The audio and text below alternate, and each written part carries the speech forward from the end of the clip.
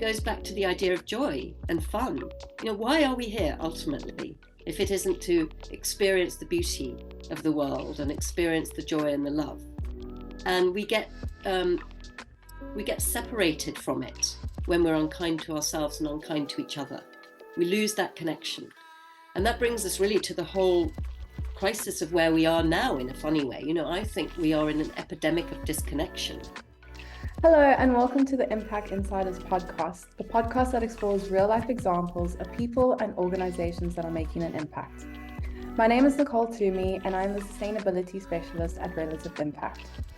I would like to introduce our guest today, Lucy Johnson. Lucy is the CEO and founder of Green Salon, the UK's first sustainable lifestyle consultancy which supports individuals, families and businesses in the transition to green living and has decades of experience within the sustainability field. She's a former television journalist, having covered topics such as politics, foreign affairs and the environment. She's also a qualified psychotherapist and uses her knowledge to support clients as they adopt new sustainable principles and is a member of the Climate Psychology Alliance. Today, we are going to be diving into the topic of climate anxiety.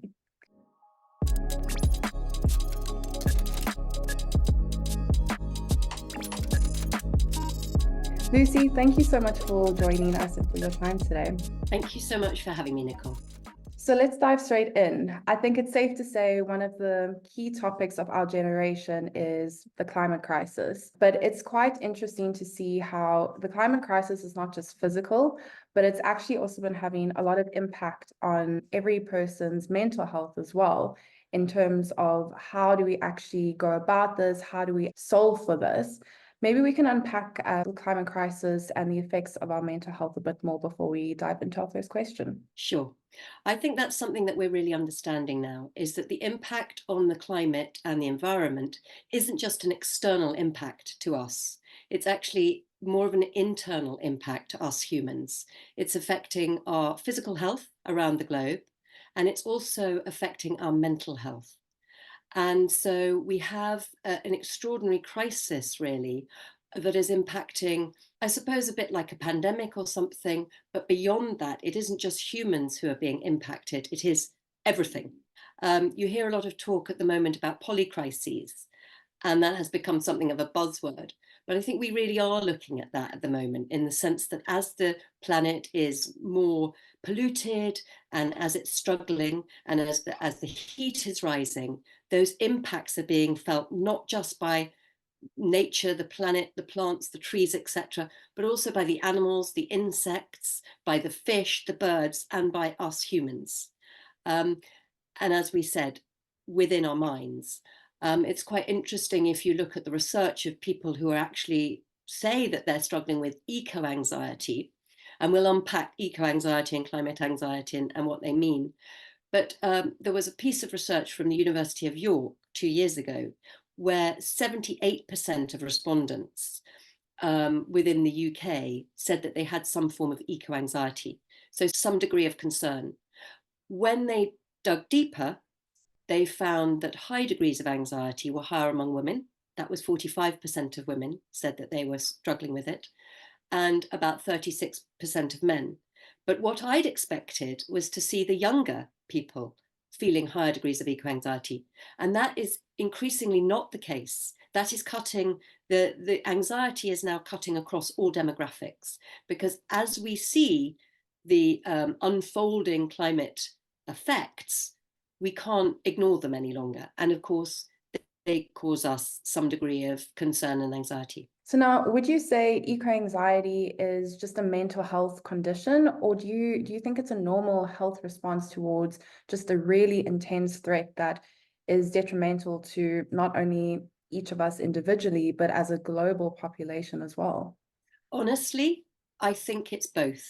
I think it is a normal human reaction and response to threat. I mean, you look at the figures, 78% of people saying they have anxiety and concern about what's going on. That's a normal human response to threat. But then, of course, we have these more extreme responses. And there are two forms of eco-anxiety, climate anxiety that we can talk about. We tend to think of eco-anxiety as more generic, the ecological destruction of the planet. We're looking at pollution, plastic pollution, synthetic chemicals, all of those things that are polluting our waterways and our oceans, our planet. And then the climate anxiety, which can often be very specifically to do with the heating planet. So specifically about what does this actually mean if we go beyond 1.5 degrees to 2.9 or whatever trajectory we're on at the moment. So there's that sort of differentiation. But in both those cases, where the anxiety gets in the way of being able to live our lives, that's a point at which we begin to think about the mental health implication and whether or not we're actually talking about a mental health issue.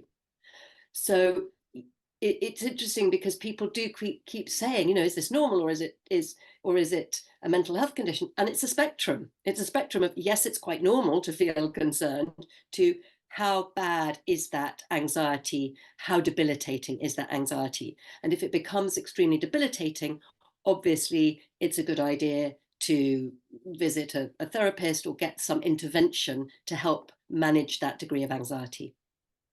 No, thank you for that. Within working in the space, there is often that point where you've seen an article that's just come up saying Antarctica's hit its peak temperature for this decade. And how do we actually unfold with dealing that on a day-to-day basis? And what type of a contribution can we as individuals actually make? We ask ourselves, what are we actually doing in terms of this? And does that one small contribution really and truly make a difference around us? What kind of contribution does that even look like? Okay, so we've got a lot of questions there. I'll unpack them as we go. The first, I recognize this, that people at the front line of climate change, who are the scientists, the journalists, I was in fact a journalist who was dealing with it 25 years ago, they are prone to burnout in the sense that they are right in the face of the threat. They are reading the specialist scientific papers often. If they are on the ground in the developing world, they may be dealing with people with trauma from having lost their homes, their livelihoods. And it's extremely mentally taxing. And absolutely one can't deny the extent of being in the face of the threat. Learning how to manage that is something that I think is really important. And in a way, we're the canaries in the coal mine. Those of us who are on the front line or have been on the front line, our ability to learn how to manage that and the systems that we put in place to do that are going to be vital moving forward as more people are exposed to these kind of the closeness to the threat, as it were. So that's a lot of the work that I do as a psychotherapist is with clients with eco-anxiety or climate anxiety, and helping people to manage that anxiety so that they can live with the knowledge that they're living with and still have happy, functioning lives. And how do we do that? Well, it's very interesting. As a member of the Climate Psychology Alliance, there's a very good book called Turning the Tide on Climate Anxiety, brought out by a couple of colleagues in the Climate Psychology Alliance, about how do we manage eco-anxiety. And like most psychotherapy, it's actually diving into the emotional responses that we have. So what the ecological disaster, crisis, whatever you want to call it, that we're seeing unfolding brings up is specific to each person, but generally fear, rage, profound grief, terror in some cases. And rather than step away from them and subdue those emotional experiences, actually we encourage our clients to be with those feelings and to allow those feelings to move through them.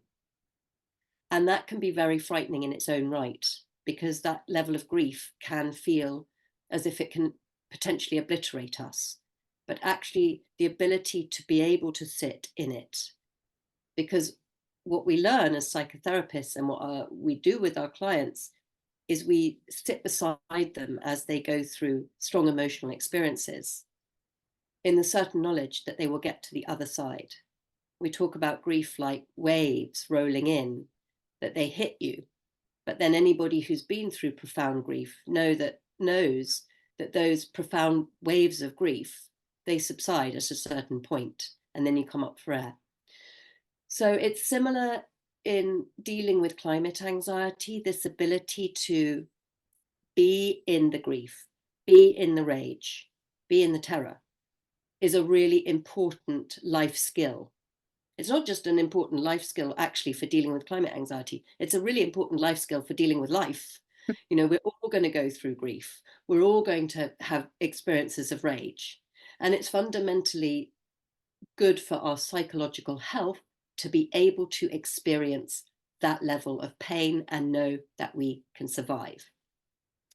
Another reason that that's important is because when you're in that rage or that grief and you're going through to the other side, it's the juice that keeps you going, the rage that keeps you going. This is outrageous. This cannot be allowed to happen. And so if we're able to experience it as opposed to subdue it, which is often where the anxiety comes, the anxiety is very often because we're not allowing ourselves to experience the full extent of our emotional reaction. And then the tension builds up and we're trying to hold it down and we feel more and more anxious. When we've been able to do that, to have that emotional experience, as I say, it motivates our response. It keeps us going. And it reminds us, why are we doing the jobs that we're doing at the moment if we're working in this field? Exactly. And for people who aren't working in this field, it actually, very interestingly, it motivates them to take action. And that's the really critical journey that I think we all need to be on now.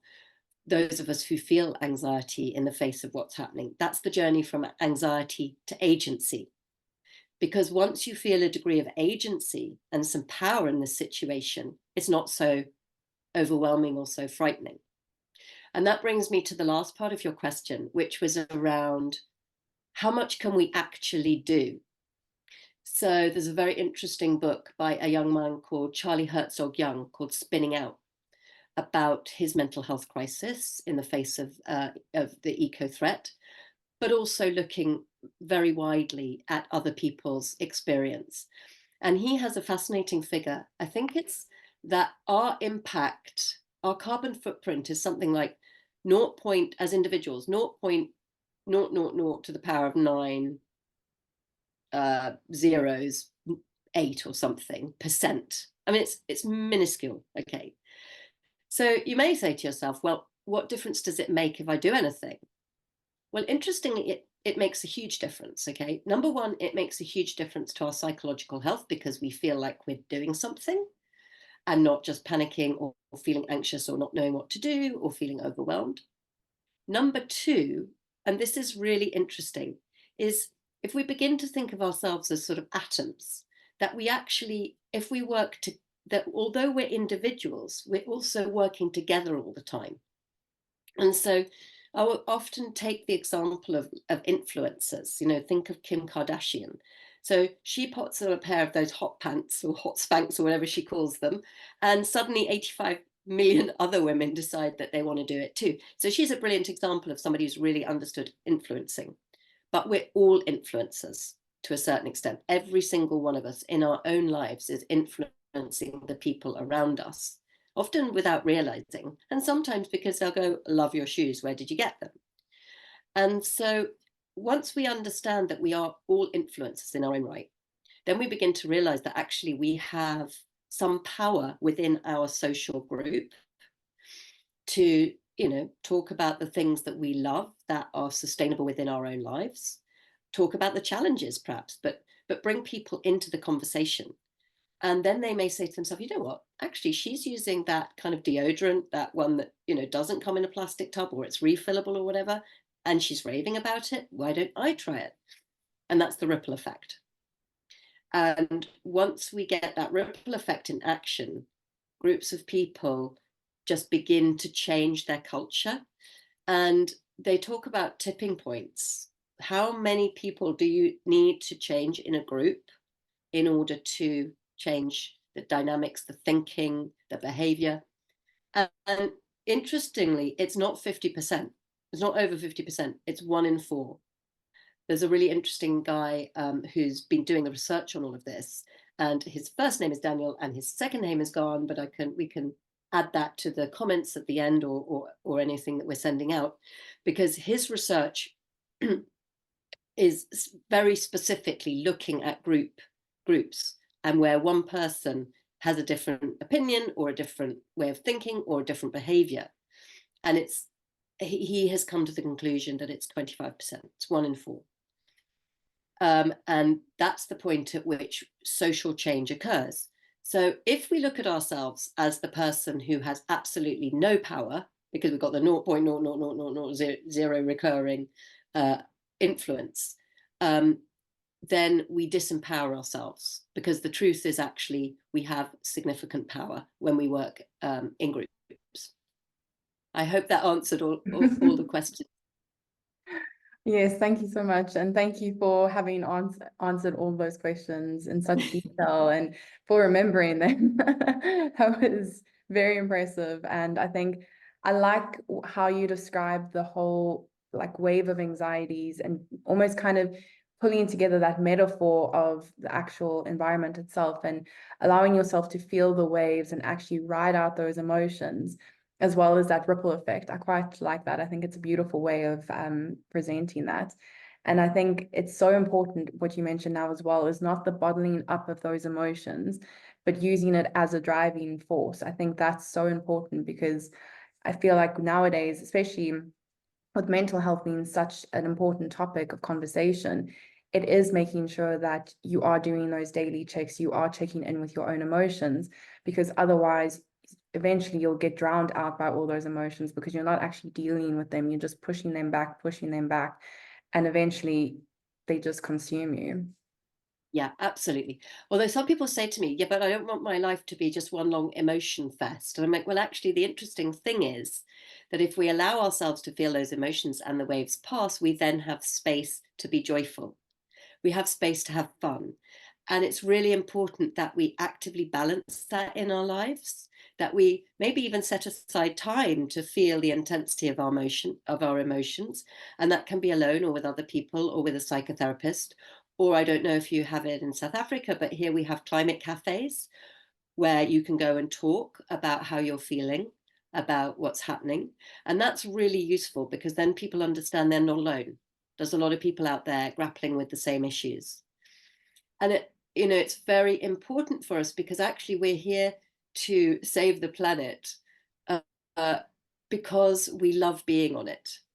Those of us and society at large now, who is at COP28 turning the tide on the destruction. Why are we doing that? We're doing that because this is a beautiful place to live, and because as humans we're so capable of joy, and we're so capable of love and happiness and laughter. And so to forget about that is just sort of as if we're trying to get to the end of the journey, but actually it's always the journey that's important. And being very conscious of that, I think, in our days, that absolutely there is beauty, there is joy, there is love, there is laughter, and remembering that and bringing it into our lives is critical, I think. I love that. I really, really love that. So how do we as individuals, how do we as groups of people not feel as though this is entirely our fault? How do we not bear that burden of the blame and shame, but still feel that we can still give more to the world and try and reverse some of the effects of the climate crisis that we're dealing with? Yeah, this is a really interesting one, actually, because this goes so much to the heart of the work that I do as a psychotherapist, is our tendency as humans to blame ourselves for things and to be hard on ourselves.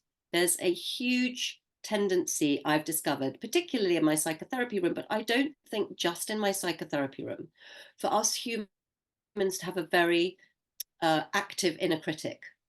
And there's a lot of often negative self-talk around, oh, you did this wrong, or you did that wrong, or how could you have said that, you terrible person, or or even worse, I've heard in my therapy room. And guilt is one of those traits. It's when we feel badly about ourselves. And actually, I think that there's always in guilt, there's an interesting message. So, for instance, somebody might say to me, no, I feel really guilty because I always forget my refillable coffee cup. And I think it's important to unpack that because on the one side, there's the guilt and the feelings about oneself. And on the other side, there's the message which is coming up for that person of, it is important to me to remember my refillable coffee cup. And trying to separate those out is a really important thing to do, because the value system is what's teaching us who we are and how we want to be in the world. Absolutely valid. The negative self-speak about guilt, not so much. That's a mindset. That is that decision or habit that we've gotten into of, you're a terrible person. You forgot your refillable coffee cup. And we need to speak to that side of ourselves, to the inner critic. And we need to say to the inner critic, thank you so much for trying to take care of me in this situation and, prevent me from doing something wrong or looking like a fool or whatever it may be. But actually, we can be softer in this internal space. And we can say, you know what? You at least remembered you'd forgotten it. And, you'll remember it next time. And you're doing the best that you can with the resources that you have, okay, is a much easier and message for us to take on board internally, but actually, interestingly, is the one that keeps us motivated. Because when we begin to think about our refillable coffee cup as a source of pain and suffering, we internally associate it with bad stuff. We're actually possibly more likely to forget it because we don't want to think about it. When we associate it with positive, congratulations, praise, compassion, you forgot it this time, but hey, that happens. We have good associations with our refillable coffee cup. And so we're more likely to pick it up because we're like, it's good with my coffee cup. I have a great relationship with this experience. And I think that's something that's hard for people to get their head around, because perhaps we grow up with this social messaging of, discipline is a hard thing that has to be done to us, and we internalize that and we think that that's always going to have to be the case, that we have to be hard on ourselves to actually do something. And in my experience of working with clients, honestly, the self-praise, the self-compassion gets far better results every time. So I hope that addresses your question in terms of how do we deal with that guilt, is to relearn self-talk ultimately. It sounds like it's also a bit linked with just being proactive as an individual, as well as maybe a little bit of unlearning too, the unlearning to relearn, essentially. I mean, we've been reinforced as people to be consumers and to buy and purchase, and taking the example of the reusable coffee cup. We go out not knowing that we want to get a coffee along the way. We miss the opportunity to get our reusable. Now it's just making it be almost more a habit of, it's okay. It's fine if you didn't bring your coffee cup this time. Next time, I'll remember that, and it'll feel so great when I do have it and I've got my coffee in my reusable cup. Especially nowadays, it's just a constant reinforcing of your own teachings towards what you have around you, and just being mindful of that as well. Yeah, absolutely. I love the work of a woman called Kristin Neff. And she does a lot of work on self-compassion. And I don't think there's nearly enough of it around, honestly, in life. And I think that her work is interesting because when she talks about self-compassion, she talks about how learning it for ourselves is the first stage for learning it for others. And so in a way, I think there's something really true about that when we learn self-compassion and we're accepting of our own imperfections, of which we all have imperfections, although that can feel hard for the human ego to bear, we can be so much more understanding other people's imperfections, and especially in a global society now, where people can be very censorious and judgmental, of people's behavior, that there's a softness that I think is really important for us all. And it goes back to the idea of joy and fun. Why are we here ultimately, if it isn't to experience the beauty of the world and experience the joy and the love? And we get we get separated from it when we're unkind to ourselves and unkind to each other. We lose that connection. And that brings us really to the whole crisis of where we are now in a funny way. You know, I think we are in an epidemic of disconnection. We've disconnected from the natural world. And that has led us to disconnect from ourselves and each other. And it makes us unhappy as humans. That's not how we're designed to be. We're designed to connect. We're designed actually to connect with nature. We're designed to connect with the beauty of the sunset and the sunrise, of the leaves in the trees, you know, kind of blowing in the wind, those sounds. That's just so good for human beings. I mean, we know it is. Every study shows that human beings in nature, it lowers their cortisol levels, their stress hormone levels. So, and stepping back into that connection, as we are, I feel, actually socially, globally, more with nature, is really stepping back into a connection with self as well. And when we connect to self, we connect to other. And when we have that connection back, that seems to be, from all the research, reading, life experience, clients I've seen, that seems to give us back our contentment, our happiness, and our joy. And it's quite ironic since we have that massive disconnect, and look at the world today. We're currently on a Zoom recording a podcast between Cape Town and the UK, and we're more disconnected than ever, even though we are more connected than what we are ever. So it's quite ironic how, because of how connected we are with our devices, and we lost that side of actually being connected with the beauty around us, the nature around us, which is quite an interesting turn of events. It is, isn't it? And I do worry about, while I think that's incredible that we can talk to each other like this, and it's so lovely to actually see you and be with you in that way. When I think about the amount of times that we spend on devices and in kind of a cerebral space and not in our bodies, I do think that that is a threat to connection. That actually, one of the reasons that we feel so good in nature is because it's an immersive experience. Because you can walk through nature and regard it as wallpaper. Actually, it won't affect your cortisol levels in your saliva because you just won't be connecting with what you're seeing. But when you're immersed in it and you're paying attention to it, that's when the connection happens.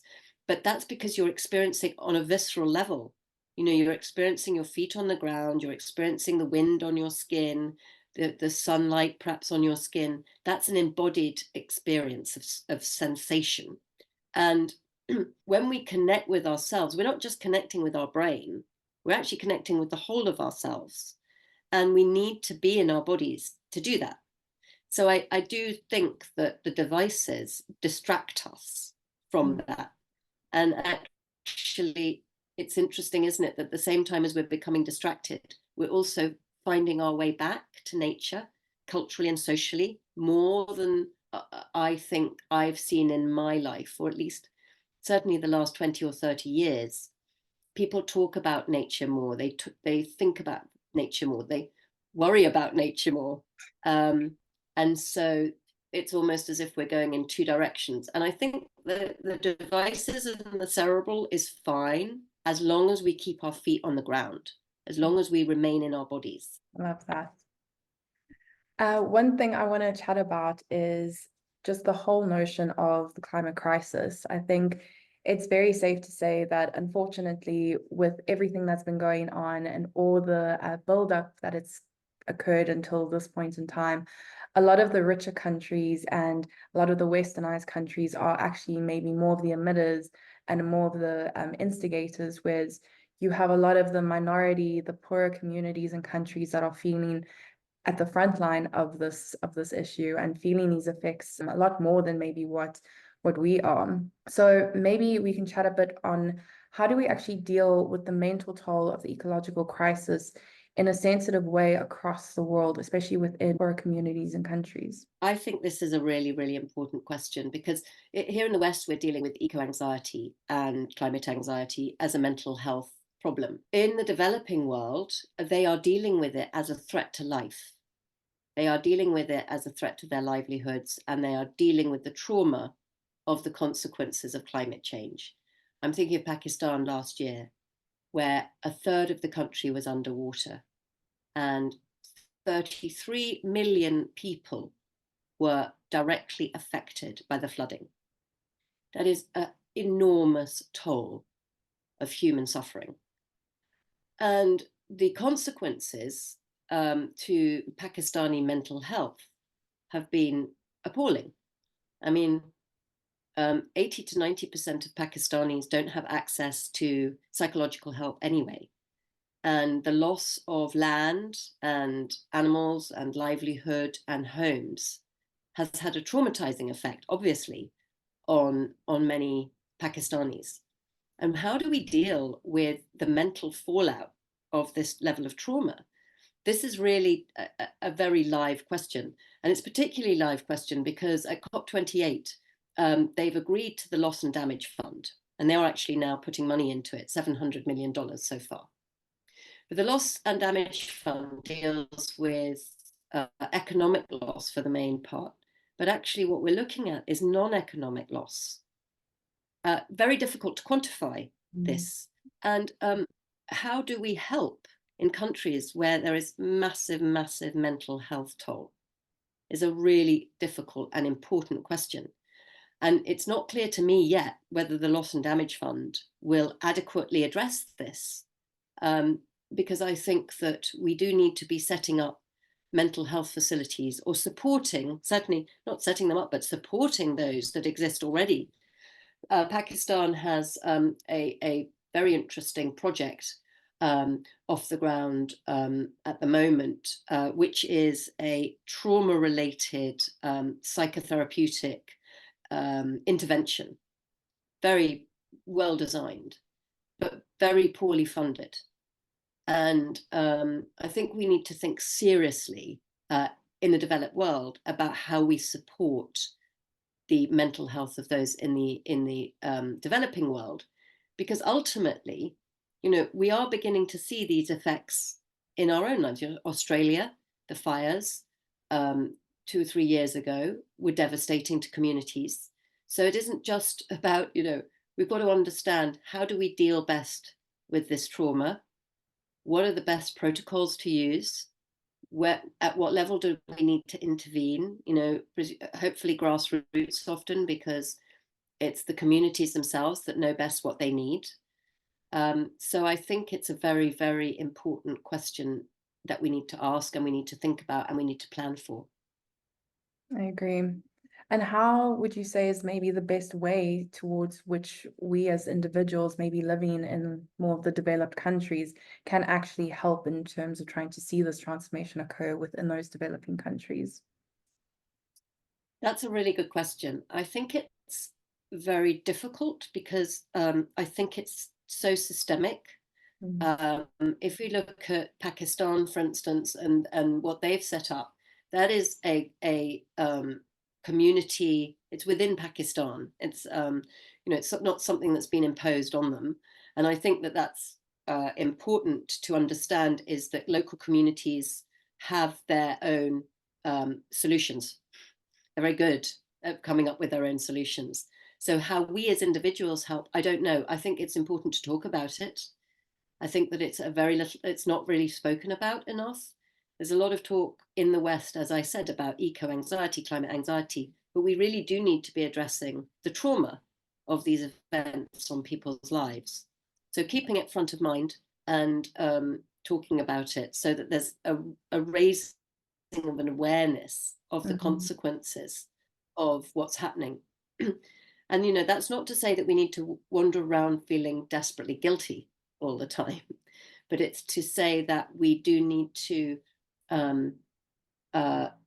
begin to plan, think these things through, talk about them, and be aware of them. That whole connection between climate and anxiety, it's important to have that conversation. I think only maybe within the last 5 years, that stigma around anxiety and mental health, that started to really lose that whole horrible meaning that was originally associated with that, and now really bringing it to fruition to say, it's okay, it's fine, it's great to go to speak to somebody about what's going on, because if you don't speak about it, then you're just going to be sitting with it and bottling that up for a long time until you get to the point where you just explode, if I can put it lightly. So I myself had an experience of eco-anxiety when I was working as a journalist 25 years ago, and I was interviewing climate scientists and really getting my head around the concept of tipping points, so that you could essentially, we could roll into a state shift where we couldn't bring the climate back, and just beginning to think about what that actually meant. And I have a regular meditation practice, and I remember sitting on my meditation cushion after one particularly harrowing interview with a climate scientist, and just feeling very devastated about the potential of what was going to happen, and the fact that it didn't feel as if society and politicians were really grasping the enormity of the issue. And so there I was, sitting on my meditation cushion, full of grief, full of rage, etc., and just sobbing, actually. And it was weirdly in that moment that I had a vision of a really beautiful sort of translucent purple butterfly, like iridescent colors in my mind's eye. And I said, okay, this is a beautiful butterfly. What's this doing here? And I saw the butterfly very slowly and gently flap its wings. And it just made me think about chaos theory. And it made me think about the butterfly flapping its wings in the Pacific, and there's an Atlantic in the a hurricane in the Atlantic. I'm thinking to myself, you know what? If a butterfly can do that, what can I do as a human being? What power do I have? And I then set up the first version of Green Salon, which ran for 2.5 years, as a kind of networking event for eco-entrepreneurs and venture capitalists. But it was very much that feeling of, it was the grief and it was the eco-anxiety that motivated the solution for me, what I could give to the world in terms of my aspect of the greater solution. And I think it kind of, ever since then, it's encapsulated for me this journey from anxiety to agency. Who knows how each individual gets there? That was my story. That's how I saw it, and that's how I got there. Different people have different ways of getting there, but I think it's kind of, we all have the capacity to transform and transmute the rage, the grief, and the anxiety and the anger into something else. I love that. Anxiety to action to agency, the steps towards actually dealing with this, to actually put it into the best use that it's going to get out of it, that's not be detrimental to yourself, but it's actually going to be informative to yourself, and really have that reflective journey and turning it into something good. And I love the vision with the iridescent butterfly. It's so nice when you have those moments, because then you really can reflect and say, I don't care that it's going to take a while to get from this point to another point, but this is what I believe in. I believe it's important, and I'm going to see it through no matter how hard it is, no matter what happens along the way. I'm going to see it through. And that's the resilience. That's the resilience that we all need. And that's what builds up in us, is that as we understand that we're on a journey of transformation through this process, transitioning to decarbonized lifestyles, and all of that journey, there is a sense of achievement in that, and that gives us the resilience. So, yes, I can keep going.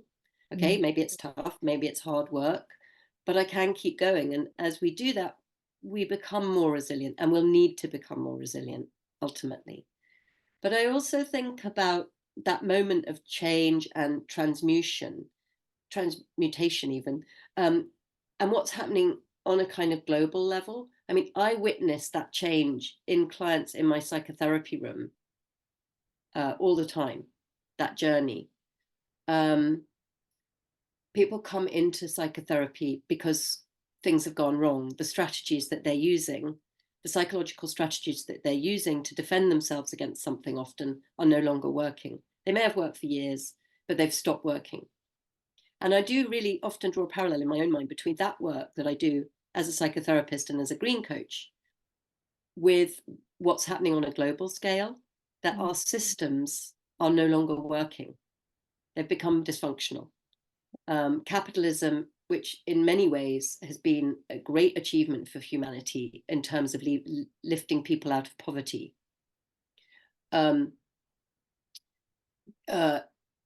is no longer working in the way that we need it to for us.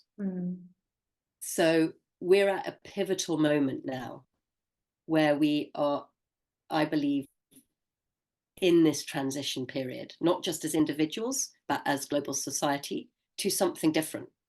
And we have a choice about what that something different looks like. And I think we're on track now. We're on track to a decarbonized world. And that will bring us all sorts of benefits.